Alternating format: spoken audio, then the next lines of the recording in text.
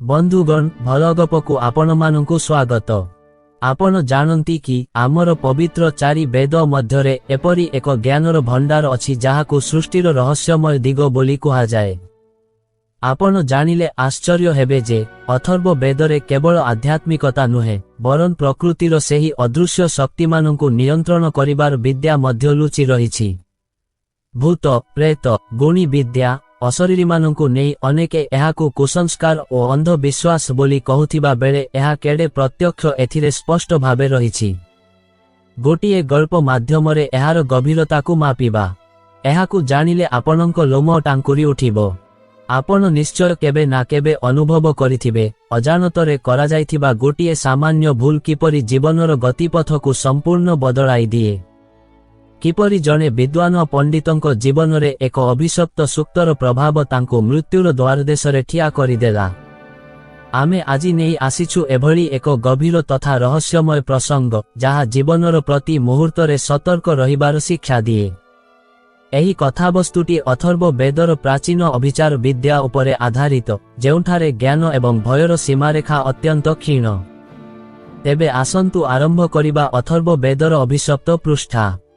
बंधुगण एही कहानीटी जने परम ज्ञानी ब्राह्मण एवं तांको जिज्ञासु शिष्यंक मध्यरे होइथिबा एक गभीर आलोचनारु आरंभ हेउछि।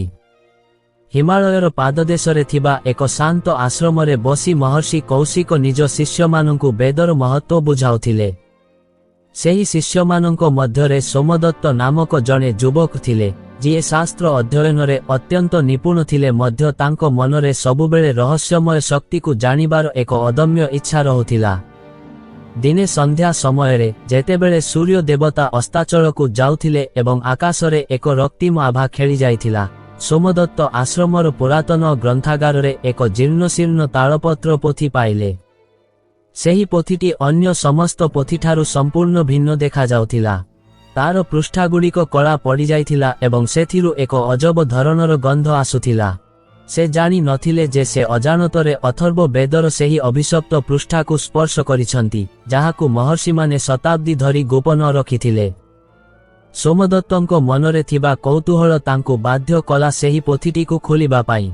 बंधुगण आपण जानिले आश्चर्य हेबे जेमिति से सेही पोथीर प्रथम पद्यटीकु उच्चारण कले हठात आश्रमर शांत परिवेशरे एक अस्वाभाविक परिवर्तन देखादेला। पवन बहिबा बंद होइगला, पक्षी मानंकर कलरब थमिगला एवं चारिआडे एक भयंकर निस्तब्धता छाईगला। सोमदत्तंकु लागिला जेपरि अंधार कोणरु केही जने तांकु अनाई रहिछि। सेही समयरे महर्षि कौशिक सेठारे पहुंची गले। सोमदत्तंक हातरे सेही कला पोथी देखि महर्षिंक मुहं सेता पड़ीगला।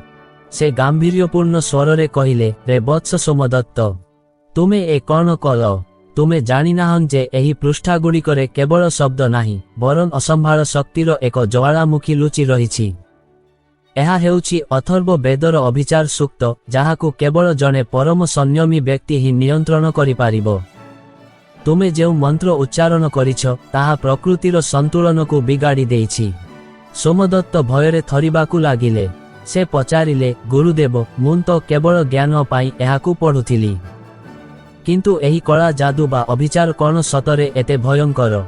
महर्षि एक दीर्घश्वास पकाई कहिले, सोमदत्त वेद हेउछि मनुष्य जातिर कल्याण पाई, किंतु किछि एपरि गुह्य विद्या रहिछि जाहाकु सृष्टिर सुरक्षा पाई गोपन रखा जाइछि। तुमे जेउ सूक्तटी पढ़िछ ताहा अदृश्य जगतर द्वार खोली देइछि। एबे सेही शक्ति माने निजर आहार खोजिबे। बंधुगण ग्रंथागारर समस्त दीप लिभिजिबा परे सेठारे एपरी एक घन अंधकार छाईगला जेउठी निज हाथ मध्य देखा जाउ नथिला। सोमदत्त अनुभव कले जेपरी कोठरीर तापमात्रा हठात खसी जाइछि। तांको शरीर भयरे शीतल होइगला। सेही अंधार भितरु एक अस्पष्ट गुंजरण सुनागला, एक एपरी भाषा जहा मनुष्य समाजरे प्रचलित नुहे। ताहा थिला सेही अभिचार सूक्तर प्रतिध्वनि जाहाकु सोमदत्त भूल बशतः जाग्रत करि देइथिले। सोमदत्त भयरे गुरुदेवंकु जाबुड़ी धरिले। महर्षि कौशिक निजर तपस्या बलरे जानि पारिले जे एहा कौनसी साधारण आत्मा नुहे बरन अथर्व वेदर सेही अभिशप्त पृष्ठारु मुक्त होइथिबा एक पिशाच शक्ति बा कृत्या। ଅଥର୍ବ ବେଦରେ କୃତ୍ୟା ସେହି ଶକ୍ତିକୁ କୁହାଯାଏ ଯାହାକୁ ଅଭିଚାର ମନ୍ତ୍ର ଦ୍ୱାରା କାହାର ବିନାଶ ପାଇଁ ସୃଷ୍ଟି କରାଯାଇଥାଏ। ବନ୍ଧୁଗଣ, ମହର୍ଷି କୌଶିକ ନିଜ କମଣ୍ଡଳୁରୁ ପବିତ୍ର ଜଳ ନେଇ ଚାରିଆଡ଼େ ସିଞ୍ଚନ କଲେ ଏବଂ ଏକ ରକ୍ଷା କବଚ ମନ୍ତ୍ର ପଢ଼ିବାକୁ ଲାଗିଲେ। କିନ୍ତୁ ଆଶ୍ଚର୍ଯ୍ୟର କଥା, ସେହି ଅଦୃଶ୍ୟ ଶକ୍ତିଟି ଏତେ ଶକ୍ତିଶାଳୀ ଥିଲା ଯେ ମହର୍ଷିଙ୍କ ମନ୍ତ୍ର ମଧ୍ୟ ଦୁର୍ବଳ ପଡ଼ିଯାଉଥିଲା। ଗ୍ରନ୍ଥାଗାରର କାନ୍ଥଗୁଡ଼ିକ ଥରିବାକୁ ଲାଗିଲା ଏବଂ ପୁରୁଣା ତାଳପତ୍ର ପୋଥିଗୁଡ଼ିକ ଆକାଶରେ ଉଡ଼ିବାକୁ ଲାଗିଲେ। ସେହି ଅନ୍ଧାର ଭିତରୁ ଦୁଇଟି ରକ୍ତମୟ ଲାଲ ଆଖି ସୋମଦତ୍ତଙ୍କୁ ଚାହିଁ ରହିଥିଲା। ସୋମଦତ୍ତ ଥରି ଥରି ପଚାରିଲେ, ଗୁରୁଦେବ, ଏହା କ'ଣ? ମୁଁ କେବଳ ଶାନ୍ତି ପାଇଁ ବେଦ ପଢ଼ିବାକୁ ଚାହୁଁଥିଲି, କିନ୍ତୁ ଏହି ଭୟଙ୍କର ରୂପ ମୋତେ କାହିଁକି ଗୋଡ଼ାଉଛି? ମହର୍ଷି କୌଶିକ ଗାମ୍ଭୀର୍ଯ୍ୟପୂର୍ଣ୍ଣ ସ୍ୱରରେ ଉତ୍ତର ଦେଲେ, ବତ୍ସ, ଅଥର୍ବ ବେଦ ହେଉଛି ଏକ ଦୁଇଧାରିଆ ଖଣ୍ଡା। ଏଥିରେ ଯେପରି ରୋଗମୁକ୍ତି ଓ ଶାନ୍ତିର ମନ୍ତ୍ର ଅଛି, ସେହିପରି ଶତ୍ରୁ ବିନାଶ ଓ ମାରଣ ଉଚ୍ଚାଟନର ଅଭିଚାର ବିଦ୍ୟା ମଧ୍ୟ ଅଛି। ତୁମେ ଯେଉଁ ସୂକ୍ତଟି ପଢ଼ିଛ, ତାହା ଅତ୍ୟନ୍ତ କ୍ରୋଧୀ ଅଙ୍ଗିରସ ଋଷିଙ୍କ ଦ୍ୱାରା ରଚିତ ଏକ ଗୁପ୍ତ ପ୍ରଯୋଗ। ଏହି ଶକ୍ତି ଏବେ ତୁମକୁ ହିଁ ନିଜର ସ୍ୱାମୀ ବୋଲି ଭାବୁଛି, କିନ୍ତୁ ତୁମ ପାଖରେ ଏହାକୁ ନିୟନ୍ତ୍ରଣ କରିବାର ସାମର୍ଥ୍ୟ ନାହିଁ। ଯଦି ଆମେ ଏହାକୁ ଏବେ ଶାନ୍ତ ନ କରିବା, ତେବେ ଏହା କେବଳ ତୁମକୁ ନୁହେଁ, ସମଗ୍ର ଆଶ୍ରମକୁ ଭସ୍ମ କରିଦେବ। ସେହି ସମୟରେ ଗ୍ରନ୍ଥାଗାରର କାଠ କବାଟଗୁଡ଼ିକ ନିଜେ ନିଜେ ବନ୍ଦ ହୋଇଗଲା। ବାହାରେ ଚଡ଼କ ମାରିବାକୁ ଲାଗିଲା। ସୋମଦତ୍ତ ଅନୁଭବ କଲେ ଯେପରି କେହି ଜଣେ ତାଙ୍କ ଗଳା ଚିପି ଧରୁଛି। ତାଙ୍କ ଶ୍ୱାସରୁଦ୍ଧ ହୋଇ ଆସୁଥିଲା। ମହର୍ଷି ବୁଝିପାରିଲେ ଯେ ସାଧାରଣ ଉପାୟରେ ଏହା ସମ୍ଭବ ନୁହେଁ। ସେ ସୋମଦତ୍ତଙ୍କୁ କହିଲେ, ସୋମଦତ୍ତ, ଧୈର୍ଯ୍ୟ ଧର। ଏବେ ମୁଁ ତୁମକୁ ଏକ ପ୍ରାଚୀନ ପୌରାଣିକ କଥା କହିବି, ଯାହା ଅଥର୍ବ ବେଦର ଏହି ଶକ୍ତିକୁ କିପରି ନିୟନ୍ତ୍ରଣ କରାଯାଏ ତାହା ଶିଖାଇବ। ଏହି କଥାଟି ହେଉଛି ଭଗବାନ ବିଷ୍ଣୁ ଏବଂ ମହର୍ଷି ଭୃଗୁଙ୍କ ମଧ୍ୟରେ ଘଟିଥିବା ଏକ ଗୋପନ ସମ୍ବାଦ। ବନ୍ଧୁଗଣ, ସେହି ଅନ୍ଧକାରମୟ ଗ୍ରନ୍ଥାଗାରରେ ଯେତେବେଳେ ସୋମଦତ୍ତଙ୍କ ଶ୍ୱାସରୁଦ୍ଧ ହୋଇ ଆସୁଥିଲା, ମହର୍ଷି କୌଶିକ ତାଙ୍କ ମସ୍ତକରେ ହସ୍ତ ରଖି ଏକ ଦିବ୍ୟ ଶକ୍ତିର ସଞ୍ଚାର କଲେ। ସେହି ଭୟାନକ ପରିସ୍ଥିତିରେ ସୋମଦତ୍ତଙ୍କ ମନକୁ ଶାନ୍ତ କରିବା ପାଇଁ ମହର୍ଷି ଏକ ପ୍ରାଚୀନ ପୌରାଣିକ ଗଳ୍ପ ଆରମ୍ଭ କଲେ। ମହର୍ଷି କହିଲେ, ସୋମଦତ୍ତ, ଧୈର୍ଯ୍ୟ ଧର ଏବଂ ଶୁଣ। ଏହି ସଙ୍କଟରୁ ମୁକ୍ତି ପାଇବାକୁ ହେଲେ ତୁମକୁ ସେହି କଥା ଜାଣିବାକୁ ହେବ, ଯେତେବେଳେ ସ୍ୱୟଂ ଦେବରାଜ ଇନ୍ଦ୍ର ମଧ୍ୟ ଏହିଭଳି ଏକ ଅଭିଚାର ଶକ୍ତିର ସମ୍ମୁଖୀନ ହୋଇଥିଲେ। ଏହା ସେହି ସମୟର କଥା, ଯେତେବେଳେ ମହର୍ଷି ଦଧିଚିଙ୍କ ଅସ୍ଥିରେ ନିର୍ମିତ ବଜ୍ର ଦ୍ୱାରା ବୃତ୍ରାସୁରର ବଧ ହୋଇସାରିଥିଲା। ବୃତ୍ରାସୁର ଜଣେ ବ୍ରାହ୍ମଣ ପୁତ୍ର ଥିବାରୁ ଇନ୍ଦ୍ରଙ୍କୁ ବ୍ରହ୍ମହତ୍ୟା ପାପ ଲାଗିଲା। ସେହି ସମୟରେ ଅସୁରଙ୍କ ଗୁରୁ ଶୁକ୍ରାଚାର୍ଯ୍ୟ ନିଜର ପ୍ରତିଶୋଧ ନେବା ପାଇଁ ଅଥର୍ବ ବେଦର ଏକ ଗୁପ୍ତ କୃତ୍ୟା ଶକ୍ତିକୁ ଜାଗ୍ରତ କଲେ। ବନ୍ଧୁଗଣ, ସେହି କୃତ୍ୟା ଥିଲା ଏକ ଭୟଙ୍କର ଅଗ୍ନିମୟୀ ନାରୀ ମୂର୍ତ୍ତି, ଯାହାର ହାତରେ ଏକ ବିଷାକ୍ତ ଖଡ୍ଗ ଥିଲା। ସେ ସ୍ୱର୍ଗଲୋକକୁ ଗ୍ରାସ କରିବାକୁ ଧାଇଁଲା। ଇନ୍ଦ୍ର ନିଜର ସମସ୍ତ ଶକ୍ତି ପ୍ରଯୋଗ କଲେ ମଧ୍ୟ ସେହି ଅଭିଚାର ଶକ୍ତିକୁ ରୋକିପାରିଲେ ନାହିଁ। କାରଣ ଅଭିଚାର ଶକ୍ତି କେବଳ ଅସ୍ତ୍ରରେ ନୁହେଁ, ବରଂ ମନ୍ତ୍ରର ସଂକଳ୍ପରେ ଚାଲେ। ଠିକ୍ ଏମିତି ଆଜି ତୁମ ସାମ୍ନାରେ ଏହି ଅଦୃଶ୍ୟ କାୟା ଠିଆ ହୋଇଛି। ସୋମଦତ୍ତ ଥରି ଥରି ପଚାରିଲେ, ଗୁରୁଦେବ, ତେବେ ଇନ୍ଦ୍ର କିପରି ରକ୍ଷା ପାଇଲେ? କ'ଣ ସେହି ଶକ୍ତି ସ୍ୱର୍ଗକୁ ଧ୍ୱଂସ କରିଦେଲା? ମହର୍ଷି କୌଶିକ ଉତ୍ତର ଦେଲେ, ନା ବତ୍ସ। ସେହି ସମୟରେ ଦେବଗୁରୁ ବୃହସ୍ପତି ଇନ୍ଦ୍ରଙ୍କୁ ଏକ ଗୁପ୍ତ ରହସ୍ୟ କହିଲେ। ସେ କହିଲେ ଯେ ଯେଉଁ ଶକ୍ତି ଅଥର୍ବ ବେଦର କ୍ରୋଧରୁ ସୃଷ୍ଟି ହୋଇଛି, ତାକୁ କେବଳ ସେହି ବେଦର ଶାନ୍ତି ସୂକ୍ତ ହିଁ ନିୟନ୍ତ୍ରଣ କରିପାରିବ। ପ୍ରକୃତିର ନିୟମ ହେଉଛି, ଯେଉଁଠି ବିଷ ଅଛି, ସେଠାରେ ଔଷଧ ମଧ୍ୟ ଅଛି। ଇନ୍ଦ୍ରଙ୍କୁ ସେହି ସମୟରେ ଅଥର୍ବ ବେଦର ସବୁଠାରୁ ଶକ୍ତିଶାଳୀ ଶାନ୍ତି ପାଠ କରିବାକୁ ପଡ଼ିଥିଲା। ବନ୍ଧୁଗଣ, ମହର୍ଷି କୌଶିକଙ୍କ ମୁହଁରୁ ଇନ୍ଦ୍ରଙ୍କ ସେହି ରୋମାଞ୍ଚକର ପୌରାଣିକ କଥା ଶୁଣୁ ଶୁଣୁ ସୋମଦତ୍ତଙ୍କ ମନରେ ସାମାନ୍ୟ ସାହସ ସଞ୍ଚାର ହେଲା। କିନ୍ତୁ ଗ୍ରନ୍ଥାଗାରର ପରିବେଶ କ୍ଷଣକୁ କ୍ଷଣ ଅଧିକ ଭୟଙ୍କର ହେବାରେ ଲାଗିଥିଲା। ସେହି ଅଦୃଶ୍ୟ ଶକ୍ତି ବା କୃତ୍ୟା, ଯାହାକୁ ସୋମଦତ୍ତ ଅଜାଣତରେ ଜାଗ୍ରତ କରିଥିଲେ, ତାହା ଏବେ ନିଜର ପ୍ରକୃତ ରୂପ ଧାରଣ କରିବାକୁ ଲାଗିଲା। କାନ୍ଥରେ ଥିବା ପୁରାତନ ମୂର୍ତ୍ତିଗୁଡ଼ିକରୁ ରକ୍ତ ଝରିବା ପରି ଦେଖାଗଲା ଏବଂ ପବନରେ ଏକ ପ୍ରକାର କର୍କଶ ହସର ପ୍ରତିଧ୍ୱନି ଶୁଣାଗଲା। ମହର୍ଷି କୌଶିକ ନିଜ ଗାମ୍ଭୀର୍ଯ୍ୟପୂର୍ଣ୍ଣ ସ୍ୱରରେ ଗଳ୍ପକୁ ଆଗକୁ ବଢ଼ାଇ କହିଲେ, ସୋମଦତ୍ତ, ଧ୍ୟାନ ଦେଇ ଶୁଣ। ଯେତେବେଳେ ଶୁକ୍ରାଚାର୍ଯ୍ୟଙ୍କ ସେହି ମାରାତ୍ମକ କୃତ୍ୟା ଶକ୍ତି ଇନ୍ଦ୍ରଙ୍କ ନିକଟତର ହେଲା, ସ୍ୱର୍ଗର ଦେବତାମାନେ ଭୟରେ ଦିଗବିଦିଗ ଜ୍ଞାନ ହରାଇଲେ। ସେହି ଶକ୍ତିର ପ୍ରଭାବରେ ସ୍ୱର୍ଗର ପାରିଜାତ ପୁଷ୍ପଗୁଡ଼ିକ ମଳିନ ପଡ଼ିଗଲା ଏବଂ ଅମୃତ ମଧ୍ୟ ବିଷରେ ପରିଣତ ହେବାକୁ ଲାଗିଲା। ସୋମଦତ୍ତ, ଅଥର୍ବ ବେଦର ଅଭିଚାର ଶକ୍ତି ଏପରି ଏକ ମାୟା ଯାହା ମନୁଷ୍ୟର ବୁଦ୍ଧିକୁ ଭ୍ରମିତ କରିଦିଏ। ଏବେ ତୁମକୁ ଯାହା ଦେଖାଯାଉଛି ତାହା ବାସ୍ତବ ନୁହେଁ, ବରଂ ତୁମ ମନର ଭୟର ଏକ ପ୍ରତିଫଳନ। ସୋମଦତ୍ତ ଥରି ଥରି ପଚାରିଲେ, ଗୁରୁଦେବ, ଯଦି ଏହା ମନର ଭ୍ରମ, ତେବେ ମୋର ଶ୍ୱାସ କାହିଁକି ରୁଦ୍ଧ ହୋଇଯାଉଛି? ମୋତେ କାହିଁକି ଲାଗୁଛି ଯେ ମୁଁ ଏକ ଅଗ୍ନିକୁଣ୍ଡ ମଧ୍ୟକୁ ଟାଣି ହୋଇଯାଉଛି? ମହର୍ଷି କହିଲେ, କାରଣ ତୁମେ ସେହି ସୂକ୍ତଟିକୁ ଅସଂଯମିତ ଭାବେ ପାଠ କରିଛ। ସେହି ସମୟରେ ଇନ୍ଦ୍ର ମଧ୍ୟ ଏହିଭଳି ସଙ୍କଟରେ ପଡ଼ିଥିଲେ। କିନ୍ତୁ ଦେବଗୁରୁ ବୃହସ୍ପତି ତାଙ୍କୁ ବୁଝାଇଲେ ଯେ ଏହି ଶକ୍ତିକୁ ମାରିବା ଅସମ୍ଭବ, କାରଣ ଏହା ଶବ୍ଦରୁ ସୃଷ୍ଟି ହୋଇଛି। ଏହାକୁ କେବଳ ପ୍ରତିମନ୍ତ୍ର ଦ୍ୱାରା ଶାନ୍ତ କରାଯାଇପାରିବ। ବନ୍ଧୁଗଣ, ମହର୍ଷି ଏହା କହୁ କହୁ ହଠାତ୍ ଗ୍ରନ୍ଥାଗାରର ଏକ ବଡ଼ ଥାକ ସୋମଦତ୍ତଙ୍କ ଉପରେ ଖସିବାକୁ ଲାଗିଲା। ମହର୍ଷି କୌଶିକ ନିଜ ହାତ ଉଠାଇ ଏକ ମନ୍ତ୍ର ଉଚ୍ଚାରଣ କଲେ ଏବଂ ସେହି ଥାକଟି ଶୂନ୍ୟରେ ଅଟକିଗଲା। ମହର୍ଷି ସୋମଦତ୍ତଙ୍କ ଆଖିରେ ଆଖି ମିଶାଇ କହିଲେ, ସୋମଦତ୍ତ, ଇନ୍ଦ୍ର ସେଦିନ ଅଥର୍ବ ବେଦର ଶାନ୍ତ୍ୟାତିଶାନ୍ତି ସୂକ୍ତକୁ ଶରଣ କରିଥିଲେ। ତୁମକୁ ମଧ୍ୟ ସେହିପରି କରିବାକୁ ହେବ। କିନ୍ତୁ ସାବଧାନ, ଏହି ସମୟରେ ସେହି ଅଦୃଶ୍ୟ ଶକ୍ତି ତୁମକୁ ସବୁଠାରୁ ଅଧିକ ଭୟଭୀତ କରିବାକୁ ଚେଷ୍ଟା କରିବ। ସେ ତୁମକୁ ତୁମର ମୃତ ପୂର୍ବପୁରୁଷଙ୍କ ରୂପରେ ଦେଖାଦେଇପାରେ କିମ୍ବା ତୁମର ସବୁଠାରୁ ପ୍ରିୟ ବସ୍ତୁକୁ ନଷ୍ଟ କରିବାର ଛଳନା କରିପାରେ। ତୁମେ କ'ଣ ନିଜ ମନକୁ ସ୍ଥିର ରଖିପାରିବ? ସୋମଦତ୍ତଙ୍କ କାନରେ ସେହି ସମୟରେ ଭୟଙ୍କର ଚିତ୍କାର ଶୁଣାଗଲା। ତାଙ୍କୁ ଲାଗିଲା ଯେପରି ଗ୍ରନ୍ଥାଗାରର ଚାରିଆଡ଼େ ନିଆଁ ଲାଗିଯାଇଛି। ସେ ଚିତ୍କାର କରିବାକୁ ଚାହୁଁଥିଲେ, କିନ୍ତୁ ମହର୍ଷିଙ୍କ ଶାନ୍ତ ସ୍ୱର ତାଙ୍କୁ ବାନ୍ଧି ରଖିଥିଲା। ବନ୍ଧୁଗଣ, ସୋମଦତ୍ତଙ୍କ ଚାରିପାଖରେ ନିଆଁର ଜ୍ୱାଳା ଦେଖାଯାଉଥିଲେ ମଧ୍ୟ ମହର୍ଷି କୌଶିକଙ୍କ ସ୍ୱର ତାଙ୍କ କାନରେ ଏକ ଶୀତଳ ଝରଣା ପରି ପ୍ରବାହିତ ହେଉଥିଲା। ମହର୍ଷି କହିଲେ, ସୋମଦତ୍ତ, ବିଚଳିତ ହୁଅ ନାହିଁ। ଇନ୍ଦ୍ରଙ୍କ ସମ୍ମୁଖରେ ଯେତେବେଳେ ସେହି କୃତ୍ୟା ଶକ୍ତି ଆସି ଠିଆ ହେଲା, ସେତେବେଳେ ସେ ମଧ୍ୟ ଏହିଭଳି ଅଗ୍ନିର ଭ୍ରମ ଦେଖିଥିଲେ। କିନ୍ତୁ ଦେବଗୁରୁ ବୃହସ୍ପତି ତାଙ୍କୁ ସ୍ମରଣ କରାଇଲେ ଯେ ଅଥର୍ବ ବେଦର ଶକ୍ତି କେବଳ ତାଙ୍କୁ ହିଁ ଆକ୍ରମଣ କରିପାରେ, ଯାହାର ମନରେ ଭୟ ବା ଅହଙ୍କାର ଥାଏ। ତୁମେ ଜ୍ଞାନ ପାଇଁ ପୋଥି ଖୋଲିଥିଲ, କିନ୍ତୁ ତୁମର ଅସାବଧାନତା ହିଁ ତୁମର ଶତ୍ରୁ ସାଜିଛି। ମହର୍ଷି କୌଶିକ ପୌରାଣିକ ଗଳ୍ପକୁ ଆହୁରି ଗଭୀର କରି କହିଲେ, ଇନ୍ଦ୍ର ସେଦିନ ନିଜର ବଜ୍ରକୁ ତ୍ୟାଗ କରି ଶାନ୍ତ ଚିତ୍ତରେ ଭଗବାନ ବିଷ୍ଣୁଙ୍କୁ ସ୍ମରଣ କଲେ। ସେ ଜାଣିପାରିଲେ ଯେ ସେହି ଅଭିଚାର ଶକ୍ତିର ଉତ୍ସ ହେଉଛି ଅଥର୍ବ ବେଦର ସେହି ରହସ୍ୟମୟ ଅଭିଶପ୍ତ ପୃଷ୍ଠା ଯାହା କ୍ରୋଧରୁ ଜନ୍ମ ନେଇଛି।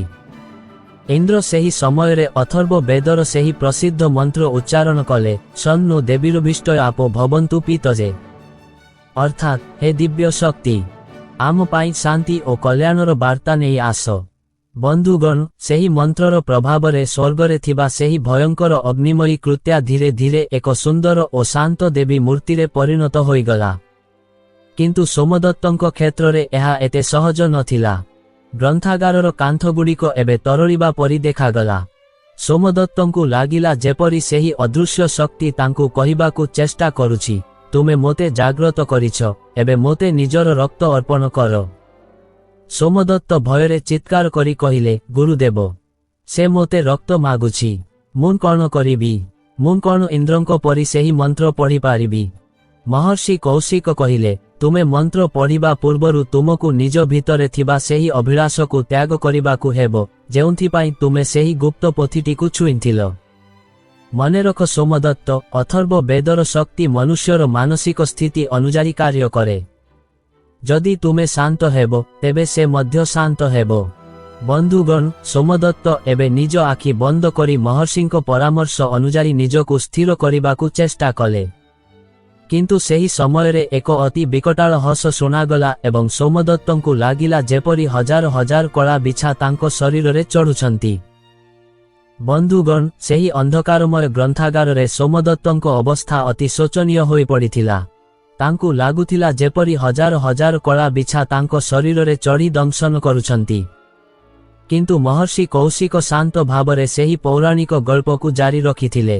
ସେ କହିଲେ, ସୋମଦତ୍ତ, ବିଚଳିତ ହୁଅ ନାହିଁ। ଇନ୍ଦ୍ର ମଧ୍ୟ ସେହି ସମୟରେ ଏଭଳି ଭୟଙ୍କର ଭ୍ରମର ସମ୍ମୁଖୀନ ହୋଇଥିଲେ। ଯେତେବେଳେ ସେ ଶାନ୍ତି ସୂକ୍ତ ପାଠ କରିବାକୁ ଚେଷ୍ଟା କଲେ ସେହି ଅଭିଚାର ଶକ୍ତି ତାଙ୍କୁ ବିଭିନ୍ନ ବିଭୀଷିକା ଦେଖାଇ ଡରାଇବାକୁ ଚେଷ୍ଟା କଲା। କିନ୍ତୁ ଇନ୍ଦ୍ର ଜାଣିଥିଲେ ଯେ ଏହା କେବଳ ମନ୍ତ୍ରର ଏକ ନକାରାତ୍ମକ ପ୍ରଭାବ। ମହର୍ଷି ଆହୁରି କହିଲେ, ବନ୍ଧୁଗଣ, ଅଥର୍ବ ବେଦର ଏହି ଅଭିଶପ୍ତ ପୃଷ୍ଠାଗୁଡ଼ିକ ଏପରି ଭାବରେ ସଂରଚିତ ଯେ ଏହା ପ୍ରଥମେ ମନୁଷ୍ୟର ମନୋବଳକୁ ଭାଙ୍ଗିଦିଏ। ଇନ୍ଦ୍ର ସେଦିନ ନିଜ ଆଖି ବନ୍ଦ କରି କେବଳ ଶବ୍ଦର ବ୍ରହ୍ମାଣ୍ଡୀୟ ଶକ୍ତି ଉପରେ ଧ୍ୟାନ କଲେ। ସେ ଅନୁଭବ କଲେ ଯେ ଯଦି ସେ ଏହି ଭ୍ରମକୁ ସତ୍ୟ ବୋଲି ଗ୍ରହଣ କରିବେ ତେବେ ଏହା ତାଙ୍କୁ ପ୍ରକୃତରେ ବିନାଶ କରିଦେବ। ସୋମଦତ୍ତ, ତୁମକୁ ମଧ୍ୟ ସେହିପରି କରିବାକୁ ହେବ। ତୁମ ଶରୀରରେ କୌଣସି ବିଛା ନାହାନ୍ତି, ଏହା କେବଳ ସେହି ଅଭିଚାର ସୂକ୍ତର ପ୍ରତିଧ୍ୱନି ଯାହା ତୁମର ସ୍ନାୟୁମାନଙ୍କୁ ଆକ୍ରମଣ କରୁଛି। ସୋମଦତ୍ତ କଷ୍ଟରେ ନିଶ୍ୱାସ ନେଇ ପଚାରିଲେ, ଗୁରୁଦେବ, କିନ୍ତୁ ମୁଁ ସେହି ଦଂଶନର ଯନ୍ତ୍ରଣା ଅନୁଭବ କରୁଛି। ଏହା କିପରି ମିଥ୍ୟା ହୋଇପାରେ? ମହର୍ଷି କୌଶିକ ହସିଲେ ଏବଂ କହିଲେ, ବତ୍ସ, ଅଥର୍ବ ବେଦରେ କୁହାଯାଇଛି ଯେ ମନ ହିଁ ସମସ୍ତ ସୃଷ୍ଟିର କେନ୍ଦ୍ର। ଯଦି ମନ ମାନିନିଏ ଯେ ସେ ଅସୁସ୍ଥ, ତେବେ ଶରୀର ବାସ୍ତବରେ ରୋଗାକ୍ରାନ୍ତ ହୋଇଯାଏ। ଇନ୍ଦ୍ର ଯେତେବେଳେ ସେହି ମନ୍ତ୍ର ପଢ଼ିଲେ ସେ ନିଜର ଚେତନାକୁ ଏହି ଭୌତିକ ଜଗତରୁ ଊର୍ଦ୍ଧ୍ୱକୁ ନେଇଗଲେ।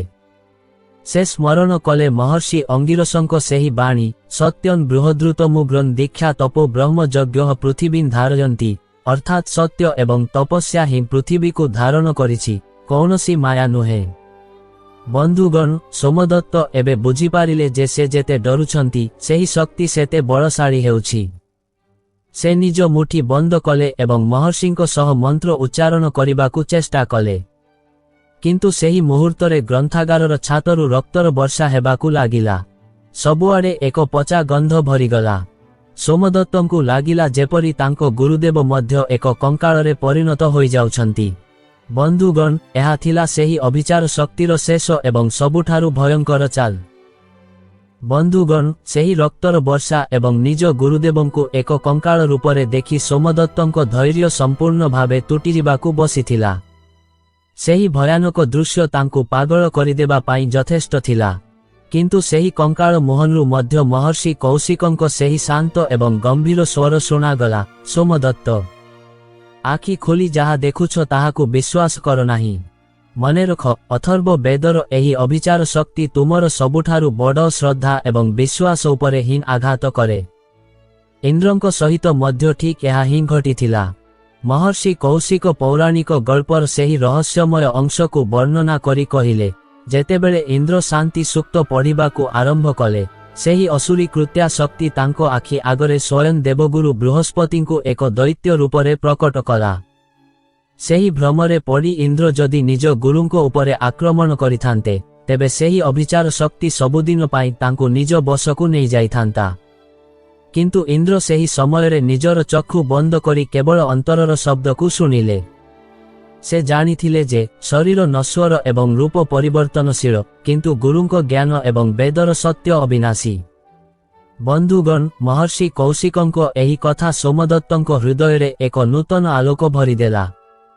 ସୋମଦତ୍ତ ଅନୁଭବ କଲେ ଯେ ସେ ଯେତେ ଯେତେ ଭୟ କରୁଛନ୍ତି ସେହି ଭୟାନକ ରୂପ ସେତେ ସ୍ପଷ୍ଟ ହେଉଛି। ସେ ନିଜର ଭୟକୁ ତ୍ୟାଗ କରି ଏକ ଗଭୀର ନିଶ୍ୱାସ ନେଲେ ଏବଂ ନିଜ ଆଖି ବନ୍ଦ କରିଦେଲେ। ସେ ସେହି ରକ୍ତର ବର୍ଷା, ପଚା ଗନ୍ଧ ଏବଂ କଙ୍କାଳ ମୂର୍ତ୍ତିକୁ ଅସ୍ୱୀକାର କଲେ। ସେ କେବଳ ମହର୍ଷିଙ୍କ ସେହି ପବିତ୍ର ବାଣୀ ଉପରେ ଧ୍ୟାନ କେନ୍ଦ୍ରୀଭୂତ କଲେ। ସୋମଦତ୍ତ ଧୀରେ ଧୀରେ ଉଚ୍ଚାରଣ କଲେ, ଗୁରୁଦେବ, ମୁଁ ଏବେ ବୁଝିପାରୁଛି। ଏହି ସମସ୍ତ ବିଭୀଷିକା କେବଳ ମୋର ଅଜ୍ଞାନତାର ଏକ ଜାଲ। ଅଥର୍ବ ବେଦର ଏହି ଅଭିଶପ୍ତ ପୃଷ୍ଠା ମୋତେ ସେତିକି ହିଁ ଭୟ ଦେଖାଇପାରିବ ଯେତିକି ମୁଁ ଗ୍ରହଣ କରିବି। ବନ୍ଧୁଗଣ, ସୋମଦତ୍ତ ଏହା କହିବା ମାତ୍ରେ ଗ୍ରନ୍ଥାଗାରର ସେହି ବିକଟାଳ ହସ ଏକ କାନ୍ଦୁଣ ମାହୋଲରେ ପରିଣତ ହେଲା। ସେହି ଅଦୃଶ୍ୟ ଶକ୍ତି ଯେପରି ଦୁର୍ବଳ ହେବାକୁ ଲାଗିଲା। ମହର୍ଷି କହିଲେ, ସାବାସ୍ ବତ୍ସ, ତୁମେ ଇନ୍ଦ୍ରଙ୍କ ପରି ପ୍ରଥମ ପାହାଚ ଅତିକ୍ରମ କରିଛ। କିନ୍ତୁ ମନେରଖ, ସେହି ଶକ୍ତି ଏବେ ଶେଷ ଚେଷ୍ଟା କରିବ। ସେ ତୁମକୁ ପ୍ରଲୋଭନ ଦେଖାଇବ। ସେ ତୁମକୁ ଅଥର୍ବ ବେଦର ସମସ୍ତ ଗୁପ୍ତ ସିଦ୍ଧି ଏବଂ ଶକ୍ତି ଦେବାକୁ ପ୍ରତିଜ୍ଞା କରିବ। କିନ୍ତୁ ଯଦି ତୁମେ ସେହି ଲୋଭରେ ପଡ଼ିଲ ତେବେ ତୁମେ ସେହି ଅଭିଶପ୍ତ ପୃଷ୍ଠାର ସ୍ଥାୟୀ ବନ୍ଦୀ ହୋଇ ରହିଯିବ।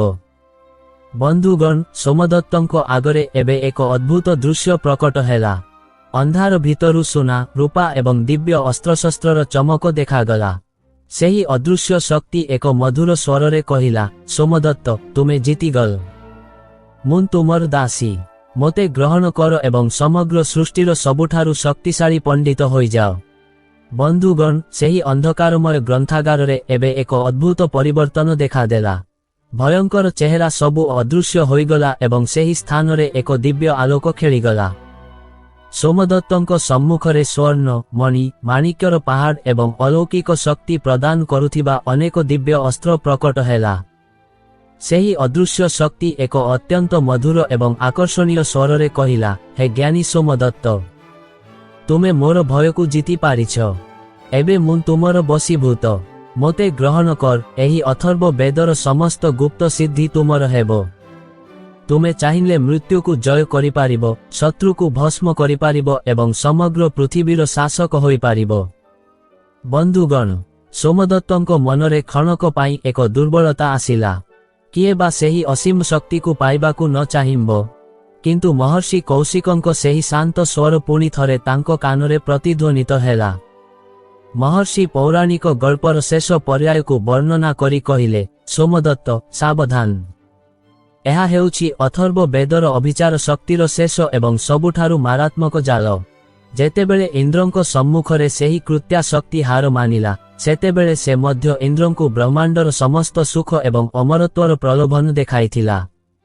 ଇନ୍ଦ୍ର ଜାଣିଥିଲେ ଯେ ଯଦି ସେ ଏହି ଶକ୍ତିକୁ ନିଜର ବୋଲି ଗ୍ରହଣ କରିବେ, ତେବେ ସେ ଅହଙ୍କାରର ବଶବର୍ତ୍ତୀ ହୋଇ ନିଜର ଦେବତ୍ୱ ହରାଇବେ। ମହର୍ଷି କହିଲେ, ସୋମଦତ୍ତ, ଇନ୍ଦ୍ର ସେଦିନ ସେହି ସମସ୍ତ ପ୍ରଲୋଭନକୁ ଏକ ମାଟିର ଢେଲା ପରି ତ୍ୟାଗ କରିଥିଲେ। ସେ କହିଥିଲେ, ମୋତେ ସିଦ୍ଧି ଦରକାର ନାହିଁ, ମୋତେ କେବଳ ସେହି ପରମ ଶାନ୍ତି ଦରକାର ଯାହା ଅଥର୍ବ ବେଦର ପ୍ରକୃତ ଲକ୍ଷ୍ୟ। ଇନ୍ଦ୍ର ନିଜ ହାତରେ ସେହି ଅଭିଶପ୍ତ ପୃଷ୍ଠାକୁ ପବିତ୍ର ଜଳରେ ବିସର୍ଜନ କରିଦେଇଥିଲେ। ତୁମକୁ ମଧ୍ୟ ସେହିପରି ନିଷ୍ପତ୍ତି ନେବାକୁ ହେବ। ମନେରଖ, ଜ୍ଞାନ ଯେତେବେଳେ ଅହଙ୍କାରରେ ପରିଣତ ହୁଏ, ତାହା ଅଭିଶାପ ସାଜିଥାଏ। ବନ୍ଧୁଗଣ, ସୋମଦତ୍ତଙ୍କ ଆଖିରୁ ମୋହର ପରଦା ହଟିଗଲା। ସେ ସେହି ସୁନା, ରୂପାର ଚମକକୁ ଏକ ଭୟଙ୍କର ଅନ୍ଧକାର ପରି ଦେଖିଲେ। ସେ ନିଜର ଦୁଇ ହାତ ଯୋଡ଼ି କହିଲେ, ହେ ଦେବୀ, ମୁଁ ତୁମର ସ୍ୱାମୀ ହେବାକୁ ଚାହେଁ ନାହିଁ କି ତୁମର ସିଦ୍ଧି ମୋର ପ୍ରୟୋଜନ ନାହିଁ। ମୁଁ ଜଣେ ସାଧାରଣ ଶିଷ୍ୟ ହୋଇ ଗୁରୁଙ୍କ ପାଖରେ ରହିବାକୁ ଚାହେଁ। ତୁମେ ସୃଷ୍ଟିର ଏହି ଅଜ୍ଞାତ ଗହ୍ୱରକୁ ଫେରିଯାଅ। ବନ୍ଧୁଗଣ, ସୋମଦତ୍ତଙ୍କ ଏହି କଥା ଶୁଣିବା ମାତ୍ରେ ସେହି ଦିବ୍ୟ ଶକ୍ତିଟି ଏକ ଜ୍ୱାଳାମୁଖୀ ପରି ଶବ୍ଦ କରି ଆକାଶକୁ ଉଡ଼ିଗଲା ଏବଂ ଗ୍ରନ୍ଥାଗାରର ସେହି ଅନ୍ଧକାର ସମ୍ପୂର୍ଣ୍ଣ ଭାବେ ଲିଭିଗଲା। ସୋମଦତ୍ତ ଦେଖିଲେ, ଗ୍ରନ୍ଥାଗାରର ଝରକା ଦେଇ ପ୍ରଭାତର ସୂର୍ଯ୍ୟ କିରଣ ଧୀରେ ଧୀରେ ଭିତରକୁ ଆସୁଛି। ସେହି ଅଭିଶପ୍ତ ପୋଥିଟି ତାଙ୍କ ଆଖି ଆଗରେ ପାଉଁଶ ହୋଇଯାଇଥିଲା। ସେ ମହର୍ଷି କୌଶିକଙ୍କ ପାଦତଳେ ପଡ଼ି କାନ୍ଦିବାକୁ ଲାଗିଲେ। ବନ୍ଧୁଗଣ, ସେହି ରହସ୍ୟମୟ ଗ୍ରନ୍ଥାଗାରର କବାଟ ଧୀରେ ଧୀରେ ଖୋଲିଗଲା ଏବଂ ପ୍ରଭାତର ସୂର୍ଯ୍ୟ କିରଣ ସୋମଦତ୍ତଙ୍କ ମୁହଁରେ ପଡ଼ିଲା। ସେହି ଅଭିଶପ୍ତ ପୋଥିଟି ସମ୍ପୂର୍ଣ୍ଣ ଭାବେ ପାଉଁଶ ହୋଇଯାଇଥିଲା, ଯେପରି ସେଠାରେ କିଛି ଥିଲା ବୋଲି ପ୍ରମାଣ ମଧ୍ୟ ନଥିଲା। ସୋମଦତ୍ତ ମହର୍ଷି କୌଶିକଙ୍କ ପାଦତଳେ ପଡ଼ି କାନ୍ଦି କାନ୍ଦି କହିଲେ, ଗୁରୁଦେବ, ମୋତେ କ୍ଷମା କରିଦିଅନ୍ତୁ। ମୁଁ ଜାଣି ନଥିଲି ଯେ ଜ୍ଞାନର ଆଳରେ ମୋ ଭିତରେ ଏତେ ବଡ଼ ଅହଙ୍କାର ଏବଂ ଲୋଭ ଲୁଚି ରହିଥିଲା। ଆଜି ଆପଣ ନଥିଲେ ମୁଁ ସେହି ଅଭିଶପ୍ତ ଶକ୍ତିର ଶିକାର ହୋଇଥାନ୍ତି। ମହର୍ଷି କୌଶିକ ସୋମଦତ୍ତଙ୍କୁ ସ୍ନେହରେ ଉଠାଇଲେ ଏବଂ ଧୀର ସ୍ୱରରେ କହିଲେ, ବତ୍ସ, ଅଥର୍ବ ବେଦର ଏହି ରହସ୍ୟ କେବଳ ତୁମ ପାଇଁ ନୁହେଁ, ସମଗ୍ର ମାନବ ଜାତି ପାଇଁ ଏକ ଶିକ୍ଷା। ଇନ୍ଦ୍ର ମଧ୍ୟ ସେଦିନ ଏହା ବୁଝିପାରିଥିଲେ।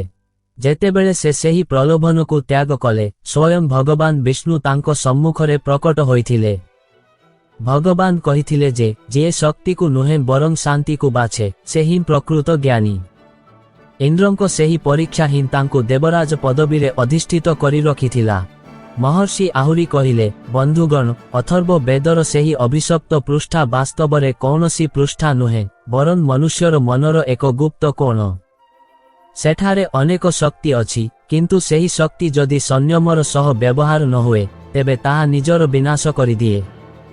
ସୋମଦତ୍ତ, ତୁମେ ଆଜି ଏକ ନୂତନ ଜନ୍ମ ପାଇଛ। ତୁମେ ବୁଝିପାରିଛ ଯେ ବେଦର ଶବ୍ଦ କେବଳ ମନ୍ତ୍ର ନୁହେଁ, ତାହା ପ୍ରକୃତିର ସୱାସ। ଏହାକୁ ଭୁଲ ଭାବରେ ପ୍ରଯୋଗ କଲେ ପ୍ରକୃତି ମଧ୍ୟ କ୍ରୋଧିତ ହୁଏ। ସୋମଦତ୍ତ ମୁଣ୍ଡ ନୁଆଁନି କହିଲେ, ଗୁରୁଦେବ, ଏବେ ମୋର ମନ ସମ୍ପୂର୍ଣ୍ଣ ଶାନ୍ତ। ମୋତେ ଆଉ କୌଣସି ସିଦ୍ଧି ବା ଚମତ୍କାର ଦରକାର ନାହିଁ। ମୁଁ କେବଳ ଏହି ଶାନ୍ତିକୁ ନିଜ ଭିତରେ ଧରି ରଖିବାକୁ ଚାହେଁ। ବନ୍ଧୁଗଣ, ମହର୍ଷି କୌଶିକ ସୋମଦତ୍ତଙ୍କୁ ଆଶୀର୍ବାଦ କଲେ ଏବଂ ତାଙ୍କୁ ଆଶ୍ରମର ପବିତ୍ର କାର୍ଯ୍ୟରେ ନିୟୋଜିତ କଲେ। କିନ୍ତୁ ସେହି ଦିନଠାରୁ ସୋମଦତ୍ତ କେବେ ମଧ୍ୟ କୌଣସି ପୋଥିକୁ ବିନା ଅନୁମତିରେ ବା ବିନା ସାବଧାନତାରେ ସ୍ପର୍ଶ କଲେ ନାହିଁ। ଗ୍ରନ୍ଥାଗାରର ସେହି କଳା ପାଉଁଶକୁ ମହର୍ଷି ଗଙ୍ଗା ଜଳରେ ବିସର୍ଜନ କରିବାକୁ ସୋମଦତ୍ତଙ୍କୁ ନିର୍ଦ୍ଦେଶ ଦେଲେ, ଯେପରି ସେହି ଅଭିଶପ୍ତ ଶକ୍ତିର କୌଣସି ଚିହ୍ନବର୍ଣ୍ଣ ଏହି ଆଶ୍ରମରେ ରହିବ ନାହିଁ। କିନ୍ତୁ ସେହି ରାତିର ଅନୁଭୂତି ସୋମଦତ୍ତଙ୍କ ଜୀବନର ସବୁଠାରୁ ବଡ଼ ପୁଞ୍ଜି ହୋଇ ରହିଲା। ବନ୍ଧୁଗଣ, ମହର୍ଷିଙ୍କ ନିର୍ଦ୍ଦେଶ ଅନୁଯାୟୀ ସୋମଦତ୍ତ ସେହି ଅଭିଶପ୍ତ ପୋଥିର କଳା ପାଉଁଶକୁ ଏକ ମୃଣ୍ମୟ ପାତ୍ରରେ ସଂଗ୍ରହ କଲେ। ସୂର୍ଯ୍ୟୋଦୟର ସ୍ୱର୍ଣ୍ଣାଭ କିରଣରେ ସେହି ପାଉଁଶ ମଧ୍ୟରୁ ଏବେ ବି ଏକ ଅଜବ ଝଲକ ଦେଖାଯାଉଥିଲା। ସୋମଦତ୍ତ ଯେତେବେଳେ ସେହି ପାତ୍ରଟିକୁ ଧରି ପବିତ୍ର ଗଙ୍ଗା ନଦୀ ଅଭିମୁଖେ ଯାତ୍ରା କଲେ, ତାଙ୍କ ମନରେ ଏକ ଅଜଣା ଶାନ୍ତି ଖେଳିଗଲା। ସେହି ଅନ୍ଧକାରମୟ ରାତିର ଭୟାବହତା ଏବେ ଏକ ଶିକ୍ଷାରେ ପରିଣତ ହୋଇସାରିଥିଲା। ମହର୍ଷି କୌଶିକ ପୌରାଣିକ ଗଳ୍ପର ଶେଷ ସନ୍ଦେଶ ଦେଇ କହିଲେ, ସୋମଦତ୍ତ, ମନେ ରଖ, ଇନ୍ଦ୍ର ମଧ୍ୟ ସେହି ଅଭିଚାର ଶକ୍ତିକୁ ନଷ୍ଟ କରିବା ପୂର୍ବରୁ ତାକୁ ଏକ ପ୍ରଶ୍ନ ପଚାରିଥିଲେ। ସେ ପଚାରିଥିଲେ, ହେ ଶକ୍ତି, ତୁମେ ଏତେ ଭୟଙ୍କର କାହିଁକି? ସେହି ଶକ୍ତି ଉତ୍ତର ଦେଇଥିଲା, ମୁଁ ଭୟଙ୍କର ନୁହେଁ, ମୁଁ ତୁମ ଭିତରେ ଥିବା ଅଜ୍ଞାନତାର ଦର୍ପଣ ମାତ୍ର। ଯିଏ ନିଜର ଇନ୍ଦ୍ରିୟକୁ ଜୟ କରିପାରେ, ତା ପାଇଁ ମୁଁ ଜଣେ ଦାସୀ, କିନ୍ତୁ ଯିଏ ଅସାବଧାନ ହୁଏ, ତା ପାଇଁ ମୁଁ କାଳ। ଇନ୍ଦ୍ର ସେହି କଥାକୁ ବୁଝିବା ପରେ ସେହି ଶକ୍ତିକୁ ମହର୍ଷି ଦଧିଚିଙ୍କ ଅସ୍ଥିରେ ନିର୍ମିତ ବଜ୍ର ପରି ଏକ କଲ୍ୟାଣକାରୀ ଶକ୍ତିରେ ରୂପାନ୍ତରିତ କରିଦେଇଥିଲେ। ବନ୍ଧୁଗଣ, ସୋମଦତ୍ତ ଗଙ୍ଗା କୂଳରେ ପହଞ୍ଚି ସେହି ପାଉଁଶକୁ ପାତ୍ରରୁ ଧୀରେ ଧୀରେ ଜଳରେ ବିସର୍ଜନ କଲେ। ଯେମିତି ସେହି ପାଉଁଶ ଗଙ୍ଗା ଜଳକୁ ସ୍ପର୍ଶ କଲା, ସେଥିରୁ ଏକ ଶେଷ ଆଲୋକର ଝଲକ ବାହାରି ଶୂନ୍ୟରେ ମିଳାଇଗଲା। ସୋମଦତ୍ତ ଅନୁଭବ କଲେ ଯେପରି ତାଙ୍କ କାନ୍ଧରୁ ଏକ ବଡ଼ ବୋଝ ଓହ୍ଲାଇଗଲା। ସେ ବୁଝିପାରିଲେ ଯେ ଅଥର୍ବ ବେଦର ସେହି ଅଭିଶପ୍ତ ପୃଷ୍ଠା ବାସ୍ତବରେ କୌଣସି ଅଭିଶାପ ନଥିଲା, ବରଂ ତାହା ଥିଲା ଏକ କଠିନ ପରୀକ୍ଷା, ଜ୍ଞାନ ଏବଂ ସଂୟମର ପରୀକ୍ଷା। ମହର୍ଷି କୌଶିକ ଶେଷରେ ସୋମଦତ୍ତଙ୍କୁ କହିଲେ, ବତ୍ସ, ଆଜିଠାରୁ ତୁମେ କେବଳ ପାଠ ପଢ଼ିବ ନାହିଁ, ବରଂ ଜ୍ଞାନକୁ ହୃଦୟଙ୍ଗମ କରିବ। ବେଦର ଶବ୍ଦ ମନ୍ତ୍ରଠାରୁ ଅଧିକ ଜୀବନର ସତ୍ୟ। ଯେଉଁ ବ୍ୟକ୍ତି ନିଜ ଭିତରେ ଥିବା ଲୋଭ ଏବଂ କ୍ରୋଧକୁ ବଳି ଦେଇପାରେ, ସେ ହିଁ ପ୍ରକୃତ ଅଥର୍ବ ବା ନିଶ୍ଚଳ ପଣ୍ଡିତ ହୋଇପାରେ। ସୋମଦତ୍ତ ନିଜ ଗୁରୁଙ୍କୁ ପ୍ରଣାମ କରି ଆଶ୍ରମକୁ ଫେରିଆସିଲେ, କିନ୍ତୁ ଏହି ଘଟଣା ସମଗ୍ର ଆଶ୍ରମ ପାଇଁ ଏକ ଶିକ୍ଷଣୀୟ କଥା ହୋଇ ରହିଗଲା। ଅଥର୍ବ ବେଦ ହେଉଛି ଜ୍ଞାନର ଏପରି ଏକ ଭଣ୍ଡାର, ଯେଉଁଥିରେ ଭୌତିକ ଏବଂ ଆଧ୍ୟାତ୍ମିକ ଉଭୟ ଶକ୍ତିର ବର୍ଣ୍ଣନା ରହିଛି। ସୋମଦତ୍ତ ଯେତେବେଳେ ବିନା ପ୍ରସ୍ତୁତିରେ ଅଭିଚାର ସୂକ୍ତ ପଢ଼ିଲେ, ସେ ନିଜ ଭିତରର ଭୟକୁ ହିଁ ଏକ ଭୟଙ୍କର ଶକ୍ତି ରୂପରେ ଜାଗ୍ରତ କରିଦେଲେ। ଏହି ଗଳ୍ପରୁ ଆମେ ଶିଖିଲେ ଯେ ଶକ୍ତି ନିଜେ କେବେ ଖରାପ ନୁହେଁ, କିନ୍ତୁ ତାକୁ ବ୍ୟବହାର କରୁଥିବା ବ୍ୟକ୍ତିର ମନ ଯଦି ଶୁଦ୍ଧ ନଥାଏ, ତେବେ ସେହି ଶକ୍ତି ତାର ବିନାଶର କାରଣ ସାଜେ। ଅଥର୍ବ ବେଦର ଏହି ଅଭିଶପ୍ତ ପୃଷ୍ଠା ପ୍ରକୃତରେ ଆମ ମନର ଅନ୍ଧକାରକୁ ସୂଚାଉଛି, ଯାହାକୁ କେବଳ ଗୁରୁଙ୍କ ଜ୍ଞାନ ଏବଂ ନିଜର ଆତ୍ମବିଶ୍ୱାସ ଦ୍ୱାରା ହିଁ ଜୟ କରାଯାଇପାରିବ। ବନ୍ଧୁଗଣ, ଆଜିର ଏହି ବିଷୟଟି ଆପଣଙ୍କୁ କେମିତି ଲାଗିଲା? ଅଥର୍ବ ବେଦର ଏହି ରହସ୍ୟମୟ ଦିଗ ବିଷୟରେ ଆପଣଙ୍କ ମତ କ'ଣ? କମେଣ୍ଟ ବକ୍ସରେ ନିଶ୍ଚୟ ଜଣାନ୍ତୁ।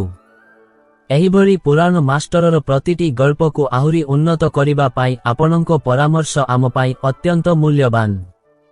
ଯଦି ଏହି ଭିଡିଓଟି ଆପଣଙ୍କ ହୃଦୟକୁ ସ୍ପର୍ଶ କରିଥାଏ, ତେବେ ଏହାକୁ ଲାଇକ୍ କରନ୍ତୁ, ସେୟାର କରନ୍ତୁ ଏବଂ ଆମ ଚ୍ୟାନେଲକୁ ସବସ୍କ୍ରାଇବ୍ କରିବାକୁ ଜମାରୁ ଭୁଲନ୍ତୁ ନାହିଁ।